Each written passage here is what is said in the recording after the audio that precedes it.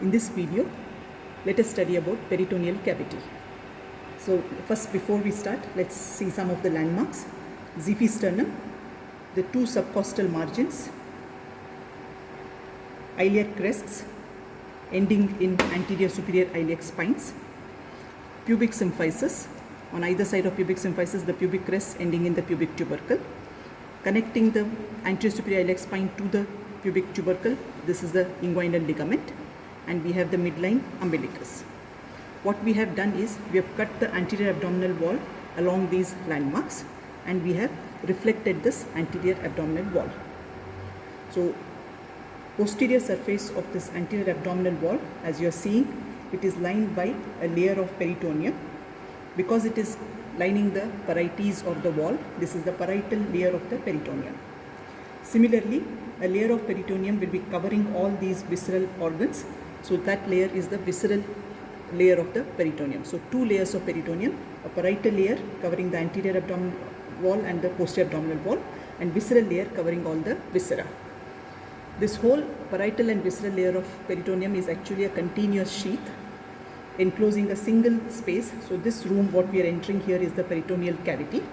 Usually it has a thin film of fluid, peritoneal fluid, and it's a closed cavity in case of males. In case of females, however, the femoral end of fallopian tubes open into it. So in addition to peritoneal fluid, every month there will be, at the time of ovulation, the oocyte surrounded by the corona radiata will also be a content of the peritoneal cavity. Apart from it, there is no other normal content of peritoneal cavity. For the purpose of description, we divide this peritoneal cavity into two sacs. The sac which you are seeing here, this roomy area, this is what we call as greater sac, and there is an area enclosed behind the posterior wall of the stomach, that is the lesser sac. So two sacs, this is for our description purpose, the greater sac, which is what we are seeing here, and the lesser sac behind the posterior wall of the stomach, and the two greater and lesser sacs will be communicating with each other by means of an opening called as epiploic foramen. As I lift this fold of peritoneum, this is the great omentum. As I lift this, you are seeing this is the transverse colon. This transverse colon will divide this entire abdominal cavity into two compartments, a supracolic compartment above it and an infracolic compartment below it. This is again for our description. Now, if you see the gastrointestinal tract, there are alternatively certain segments which are hung or which are having a fold of peritoneum. So those organs are called as intraperitoneal organs, and certain segments which are pasted to the posterior abdominal wall. So those are called as retroperitoneal organs. So alternatively, we have intraperitoneal segment, retroperitoneal segment. So let's start from the first part, that is the abdominal portion of the esophagus. So abdominal portion of the esophagus, stomach, and the first part of the duodenum, these are having peritoneal folds which are hanging them loose, so these organs are mobile. So these are peritoneal segments or the intraperitoneal segment. This is the first segment. Subsequently, the second, third and the fourth part of the duodenum is pasted to the posterior abdominal wall, so that is a retroperitoneal segment. Now, by the end of the duodenum, we have the beginning of jejunum and ileal coils. These are hung by again a fold of peritoneum called as mesentery, so that's again an intraperitoneal segment extending all the way up to the ileum, continuing with the cecum and the appendix. These are all peritoneal segments. Then this continues up with the retroperitoneal segment, that is the ascending colon. After this ascending colon, again we have a peritoneal segment, that is the transverse colon, which is having a peritoneal fold, that is transverse mesocolon. Again, this is followed by a retroperitoneal segment, that is descending colon, which is again pasted to the posterior abdominal wall. Next we have sigmoid colon. Again it has a peritoneal fold, that is sigmoid mesocolon. So this is an intraperitoneal segment. This will continue with the rectum and anal canal, which is retroperitoneal structures. So alternatively, we have peritoneal segments and retroperitoneal segments in the GI tract.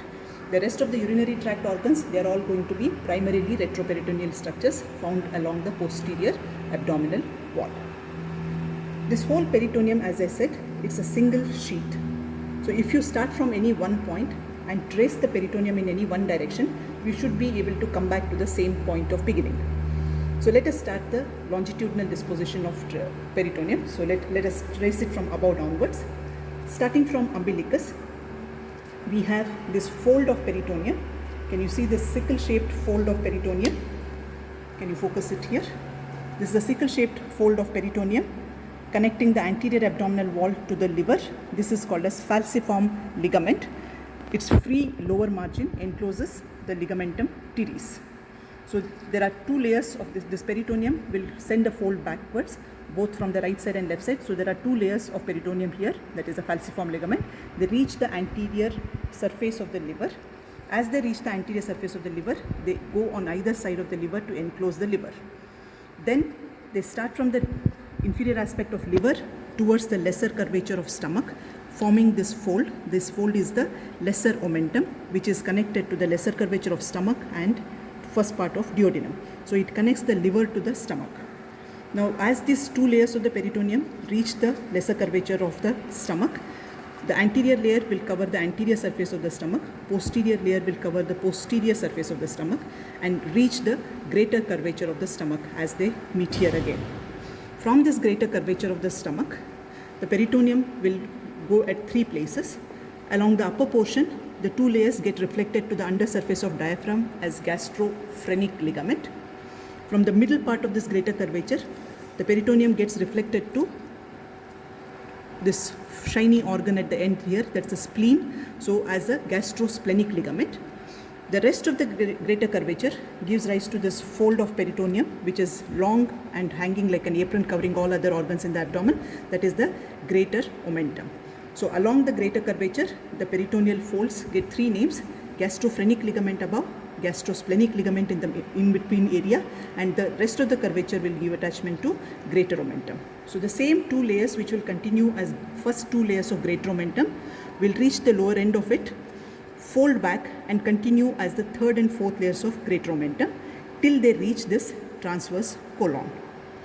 Once they reach this transverse colon, again the third layer will go in front, or the anterior layer will go in front of the transverse colon, posterior layer will cover the transverse colon from behind, and then those two layers will fuse together and continue towards the posterior abdominal wall as transverse mesocolon. So this layer now connecting the transverse colon to the posterior abdominal wall is the transverse mesocolon. Once this transverse mesocolon reaches the posterior abdominal wall, that is where the two layers will separate. The upper layer will go upwards to get reflected on the undersurface of the diaphragm to complete or to enclose the lesser sac. The lower layer, on the contrary, will descend down to the inframesocolic compartment to line the abdominal wall and the viscera of the infracolic compartment. For a more roomy abdominal cavity, we have removed the coils of jejunum and ileum here. So let us trace the peritoneum in the infracolic compartment. So this is the transverse colon. Connecting this transverse colon to the posterior abdominal wall is the fold of peritoneum called as transverse mesocolon. The posterior layer of this transverse mesocolon, after it reaches the posterior abdominal wall at the level of anterior border of pancreas, it then runs downwards. First, along the midline, it raises a fold of peritoneum called as mesentery. This is the fold which holds the coils of jejunum and ileum, making them mobile. The root of the mesentery is just about 15 centimeters long, extending from duodenojejunal junction on the left side of the midline, crosses the midline and reaches the right iliac fossa at the level of right sacroiliac joint. The opposite border, however, is long to enclose the 6 meters length of the small intestine. Within these two layers of mesentery, you are also seeing the superior mesenteric vessel, their branches, and also the arterial arcades as they reach the coils of small intestine. And you are seeing the vasa recta reaching the jejunum and ileum to supply the walls of the jejunum and ileum. The mesentery will reach the right iliac fossa, encloses the cecum, and it sends the same fold of peritoneum also encloses this vermiform appendix, forming this mesoappendix. The two layers of mesentery, the right layer will then continue on the right side of the posterior abdominal wall, covers the ascending colon, gets reflected onto the posterior aspect of anterior abdominal wall. The left layer of the mesentery will continue to cover the left-sided posterior abdominal wall, covers the descending colon and then continues on the posterior aspect of anterior abdominal wall. Now the same peritoneum can be traced downwards, where first it will form a fold of peritoneum covering the sigmoid colon, where it forms the sigmoid mesocolon. Then the peritoneum enters the pelvic cavity, where it covers the anterior and the lateral aspects of the rectum in the upper 1/3, only the anterior aspect of the rectum in the middle 1/3. On either side of the rectum, it forms the pararectal fossa, gets reflected onto the superior surface of the urinary bladder. Between the rectum and the urinary bladder, this depression here is what we call as rectovesical fossa, which is the most dependent part of the peritoneal cavity in an upright person. Then after covering the upper surface of the urinary bladder, it reaches the anterior abdominal wall, wherein it will then get reflected onto the posterior aspect of anterior abdominal wall to reach the umbilicus pack. In this lower part of the posterior abdominal wall, we see 5 ligaments extending from the pubic symphysis to the umbilicus. The midline ligament is the median umbilical ligament, which is a remnant of the allantois known as urachus. On either side of it, we have the medial umbilical ligaments, which are the obliterated umbilical arteries. And then further laterally, we have the lateral umbilical ligaments, which are nothing but the inferior epigastric vessels. You are seeing the cut section of inferior epigastric vessels here, wherein we have cut the anteroabdominal wall. Now, between the median umbilical ligament and medial umbilical ligament, we have the supravesical fossa. Between the medial and the lateral umbilical ligament, we have the medial inguinal fossa. And lateral to the lateral umbilical ligament, we have the lateral inguinal fossa. We are seeing the posterior aspect of rectus abdominis muscle here. So if you trace it downwards, this is the lateral border of the rectus abdominis muscle. This is the lateral umbilical ligament. And this is the area where there will be inguinal ligament. So these 3 structures together will bound what is called as Hasselbalch's triangle, from where the direct inguinal hernia will be herniating. As I was saying, this roomy sac which we are seeing here after we reflect this anteroabdominal wall is the greater sac. But behind the stomach, behind the lesser omentum, and enclosed between the 4 layers of the great omentum, we have lesser sac. So let's see where that is present. So first and foremost, what we have done is we have cut through this anterior 2 layers of the great omentum. We have reflected it out, and we are now entering this cavity which is behind the stomach. As I go up, this cavity extends all the way behind the lesser omentum also, as it goes upwards and extends all the way up to the undersurface of diaphragm. Now that is the lesser sac. So this is the greater sac, and the cavity hidden behind the posterior wall of the stomach is the lesser sac. Now the greater sac and lesser sac communicate with each other through this foramen called as epiploic foramen, or foramen of Winslow. Now this epiploic foramen is bounded above by the caudate lobe of the liver. Below it is bounded by the first part of the duodenum. Posteriorly it is bounded by the inferior vena cava. Anteriorly it is bounded by the free margin of the lesser omentum, which encloses portal vein, common bile duct and common hepatic artery. So this is the only connection which connects the lesser sac with the greater sac. So lesser sac has got 2 parts. As soon as you enter through this epiploic foramen, the area where you enter is the vestibule. The rest of the area is called as body, which has a superior recess which goes all the way up to the diaphragm, a lateral recess which goes towards the spleen, which is enclosed between the gastrosplenic ligament and the lienorenal ligament, which connects the spleen to the posterior abdominal wall. And there is an inferior recess which extends between first 2 layers of the great omentum and the 3rd and 4th layers of the great omentum. So that will be reaching downwards here like this. Okay, so 3 recesses, a superior recess, a left or the splenic recess, and an inferior recess. Due to the orientation of peritoneal folds as well as the disposition of this viscera, there are different spaces formed within this peritoneal cavity, which will be the areas where the pus or fluid gets collected selectively.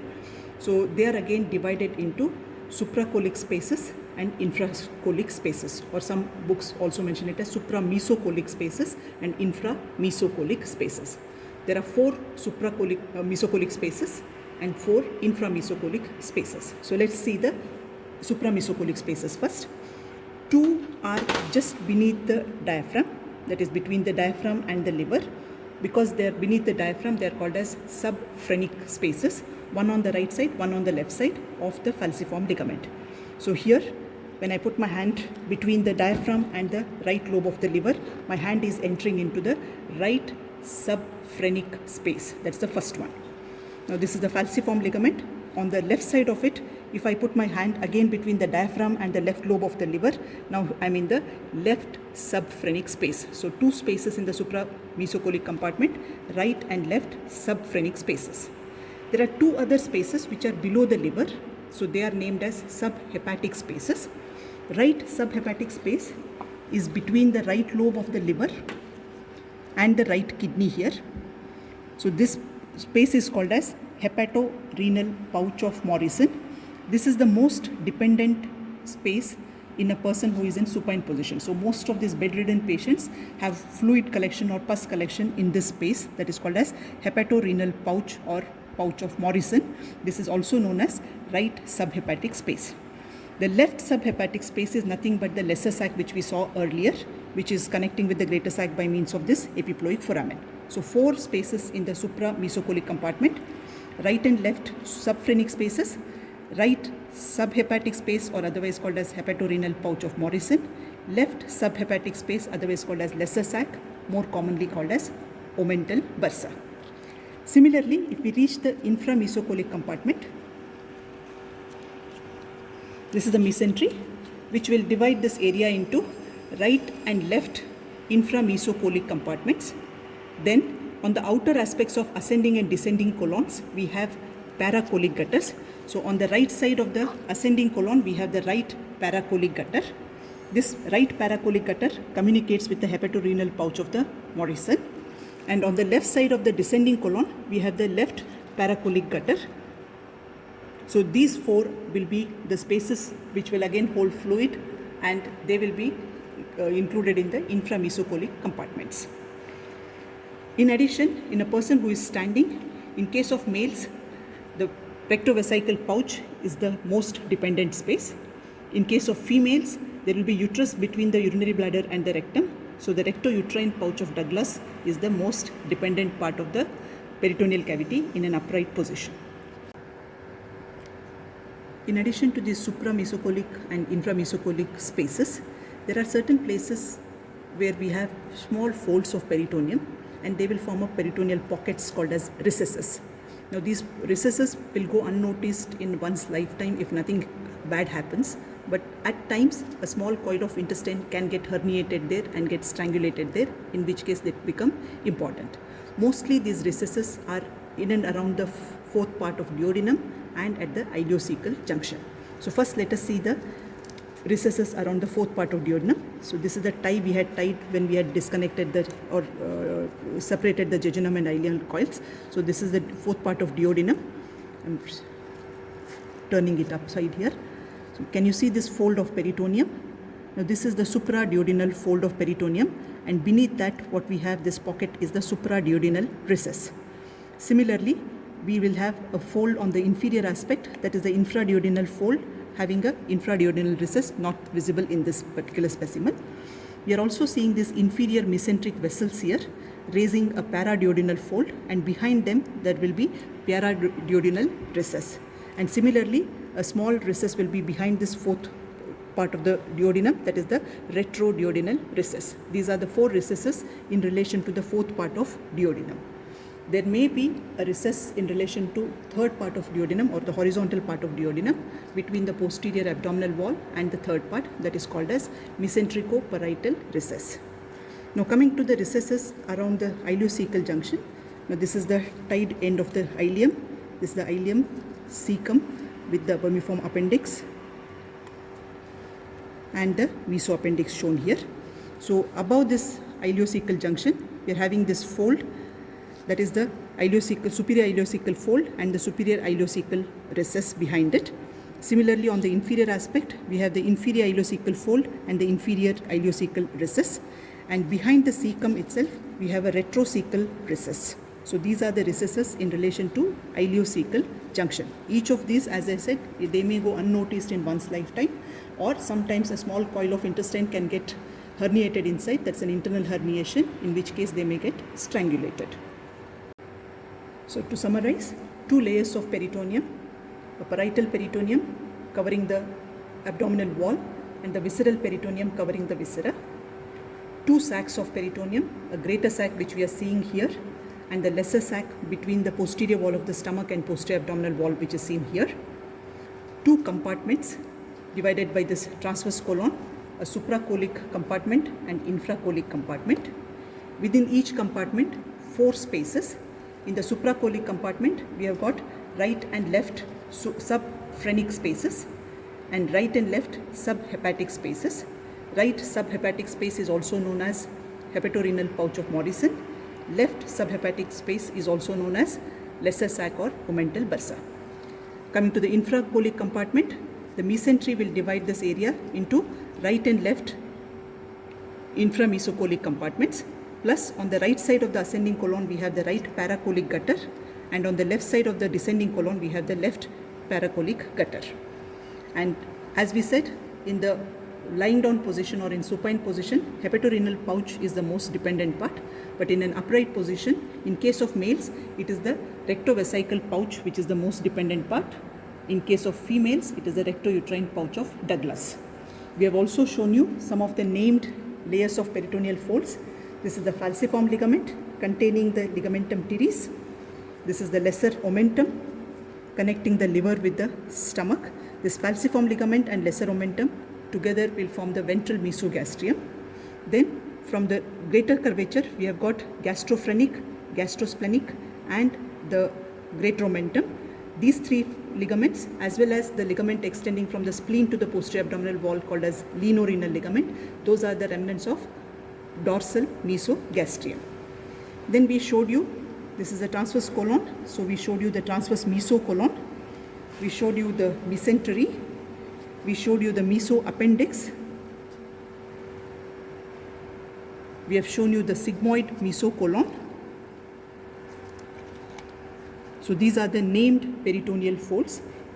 In addition, on the lower half of the posterior abdominal wall, we showed you the median, medial and the lateral umbilical ligaments. So with this, it's a quick run through of the peritoneal cavity. The rest of the theory will be dealt in the theory class. Thank you.